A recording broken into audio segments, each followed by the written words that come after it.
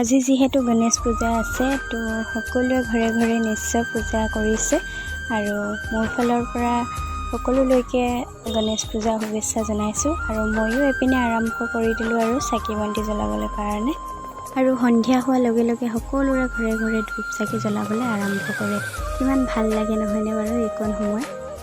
কিছুমানে মন্দিৰত পূজা কৰিবলৈ যায় আৰু কিছুমানে ঘৰতে পূজা কৰে আৰু পূজা কৰাৰ পিছত মনটো যে ইমান ফ্ৰেছ হৈ যায় নহয়, ইমান ভাল লাগে পূজা কৰাৰ পিছত। মই প্ৰত্যেকবাৰে মন্দিৰ যাওঁ বাৰু, এইবাৰহে যোৱা নহ'ল, সেইবাবে মনটো বেয়া লাগি আছে আৰু একো নাই দিয়ক, হ'লেও ঘৰতে মই চাকি বন্তি জ্বলাই দিছোঁ আৰু মন্দিৰ হওক বা ঘৰ হওক কোনো কথা নাই, মনৰ পৰা চাকি জ্বলালে হ'ল, মনৰ পৰা প্ৰাৰ্থনা কৰিলে হ'ল, যিহেতু ভগৱান একেজনেই হয়।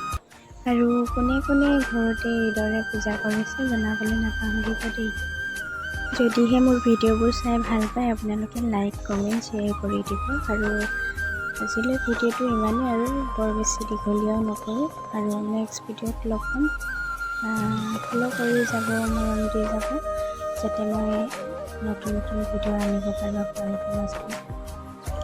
তো আজিলৈ ভিডিঅ'টো ইমানেই আছিলে। কেনেকুৱা পালে ভিডিঅ'টো চাই কমেণ্ট কৰি জনাব দেই। Bye bye, good night.